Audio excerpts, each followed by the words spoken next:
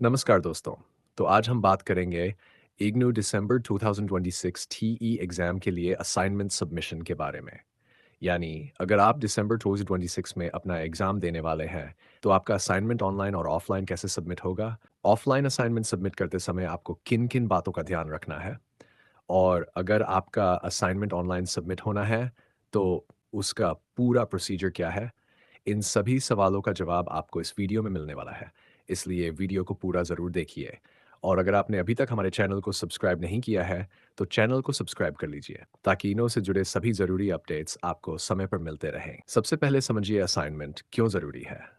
एनो में आप जिस भी सब्जेक्ट का एग्ज़ाम देना चाहते हैं, वाई उससे संबंधित असाइनमेंट आपको पहले बनाकर सबमिट करना होता है। असाइनमेंट सबमिट करने के बाद ही आपको उस सब्जेक्ट का एग्ज़ाम देने की अनुमति मिलती है और आइग्नो ने असाइनमेंट बनाने के लिए ज़रूरी क्वेश्चन पेपर्स अपनी वेबसाइट पर अपडेट कर दिए। अगर आपको असाइनमेंट बनाने में किसी तरह की परेशानी आती है, जैसे कि आपको असाइनमेंट के आंसर्स नहीं मिल रहे हैं, तो आप हमारी टीम से कॉन्टैक्ट कर सकते हैं। आप दिए गए व्हाट्सएप नंबर पर मैसेज करके असाइनमेंट आंसर पीडीएफ के बारे में जानकारी ले सकते हैं। और अगर आप अपना असाइनमेंट खुद नहीं बना सकते हैं, तो असाइनमेंट बनवाने की सुविधा के बारे में भी हमारी टीम से जानकारी ले सकते हैं। हम आइग्नोयू की गाइडलाइंस के अनुसार असाइनमेंट तैयार करके आपके घर तक डिलीवरी की सुविधा देते हैं। अब तक हमारे डाफ्थान से ज़्यादा ऑर्डर सक्सेसफुली डिलीवर किए जा चुके हैं। ज़्यादा जानकारी के लिए आप 91557525 इस नंबर पर व्हाट्सएप मैसेज करके ऑर्डर से संबंधित जानकारी प्राप्त कर सकते हैं। ये नंबर आपको वीडियो के डिस्क्रिप्शन बॉक्स में भी मिल जाएगा। ऑनलाइन हो गया। ऑफलाइन। अब सबसे ज़रूरी बात, आपको सबसे पहले यह पता करना है कि आपका असाइनमेंट ऑनलाइन सबमिट होगा या ऑफलाइन। इसे चेक करने के लिए आपको आइडनो के संबंधित रीजनल सेंटर की जानकारी वाले पेज पर जाना होगा। इसका डायरेक्ट लिंक आपको वीडियो के डिस्क्रिप्शन में मिल जाएगा। अगर आपका प्रोग्राम ऑनलाइन मोड में है, तो आपके असाइनमेंट को संबंधित ऑनलाइन सबमिशन लिंक के माध्यम से सबमिट करना होगा। लिंक ओपन करने के बाद आपको अपना अकाउंट लॉगिन करना होगा। आपका यूज़र नेम और पासवर्ड आपके रजिस्टर्ड ईमेल पर प्राप्त हुआ होगा। इसके बाद आपके द्वारा हाथ से लिखे असाइनमेंट को स्कैन करके पीडीएफ फॉर्मेट में अपलोड करना होगा। हैश ओडीएल स्टूडेंट्स के लिए ज़रूरी जानकारी अब बात करते हैं ओडीएल यानी ओपन डिस्टेंस स्टूडेंट्स की ओडीएल मोड के बहुत से स्टूडेंट्स को अपना असाइनमेंट अपने स्टडी सेंटर पर ऑफलाइन मोड में सबमिट करना होता है। हालांकि ये आपके रीजनल सेंटर और स्टडी सेंटर की गाइडलाइंस पर डिपेंड करता है। इसलिए आपको अपने रीजनल सेंटर की वेबसाइट पर दी गई लेटेस्ट इन्फॉर्मेशन ज़रूर चेक करनी चाहिए। जहां असाइनमेंट सबमिशन के सामने ऑफलाइन लिखा है, वहां आपको अपने स्टडी सेंटर पर जाकर हार्ड कॉपी सबमिट करनी। और अगर आपके रीजनल सेंटर की तरफ से लास्ट डेट तक ऑनलाइन सबमिशन की कोई अलग गाइडलाइन नहीं आ, तो आपको अपने स्टडी सेंटर की इंस्ट्रक्शंस के अनुसार असाइनमेंट सबमिट करना चाहिए। ऑफलाइन असाइनमेंट कैसे सबमिट करें? अब बात करते हैं ऑफलाइन असाइनमेंट सबमिशन की। जिस दिन आपका स्टडी सेंटर असाइनमेंट जमा करने के लिए ओपन हो, उस दिन आप अपने असाइनमेंट की हार्ड कॉपी लेकर स्टडी सेंटर जाना है। लेकिन यहाँ एक बहुत ज़रूरी बात ध्यान रखिए। असाइनमेंट सबमिट करने से पहले ये ज़रूर चेक कर लें कि आपके असाइनमेंट में सभी ज़रूरी पेजेस लगे हुए। सबसे पहले आपको कवर के लिए प्लास्टिक फाइल का इस्तेमाल नहीं करना चाहिए, जब तक आपके स्टडी सेंटर की तरफ से अलग से कोई इंस्ट्रक्शन ना दिया गया हो। आप सामान्य पेपर कवर का इस्तेमाल कर सकते हैं या असाइनमेंट को धागे से कर भी सबमिट कर सकते हैं। असाइनमेंट में सामान्यतः सबसे पहले आपका फ्रंट पेज रहेगा। इसके बाद आपका आईजीनियो आईडी कार्ड रहेगा। फिर आपका असाइनमेंट क्वेश्चन पेपर रहेगा और उसके बाद आपका हैंड रिटन असाइनमेंट रहेगा। इन सभी डॉक्यूमेंट्स को व्यवस्थित तरीके से अटैच करके आपको स्टडी सेंटर पर सबमिट करना है। असाइनमेंट सबमिटने का सही दिन और समय।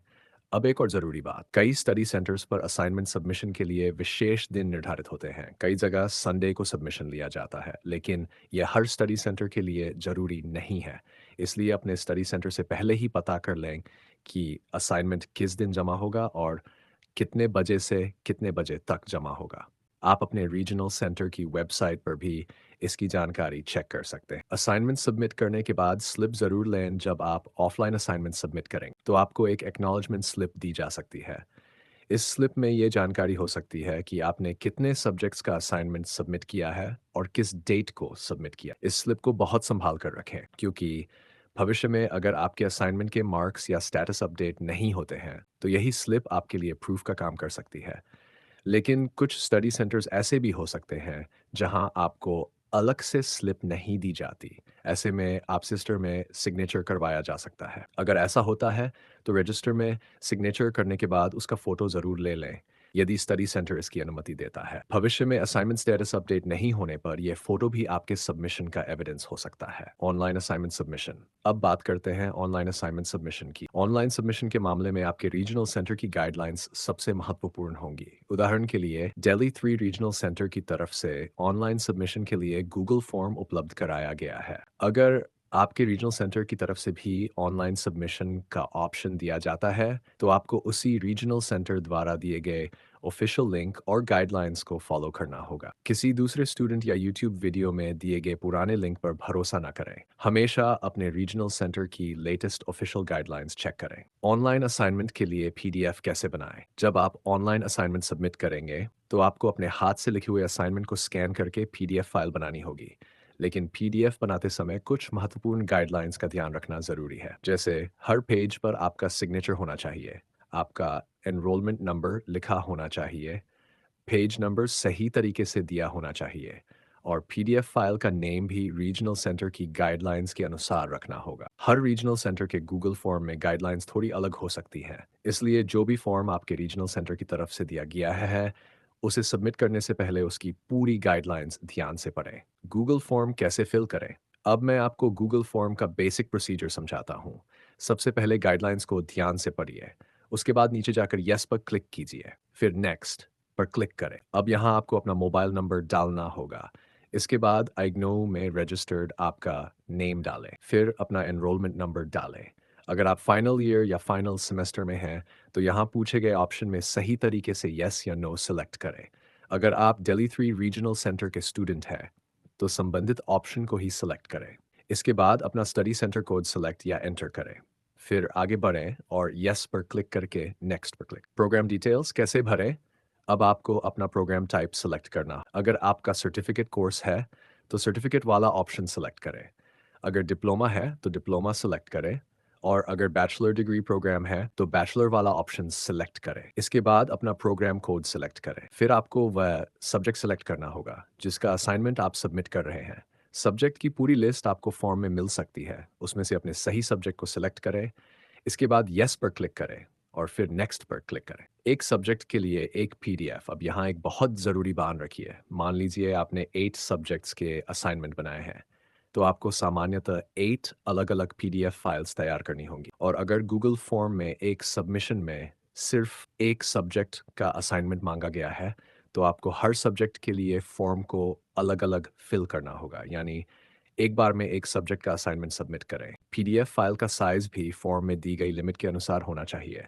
उदाहरण के लिए, अगर लिमिट 10 मेगाबाइट से कम दी गई है, तो आपकी पीडीएफ 10 मेगा से ज़्यादा नहीं होनी चाहिए। और पीडीएफ का फाइल नेम भी गाइडलाइंस के अनुसार रखें, जैसे एनरोलमेंट नंबर, फिर अंडरस्कोर और उसके बाद subject code. PDF file upload कैसे करें? अब पीडीएफ अपलोड करने के लिए ऐड फाइल पर क्लिक करें।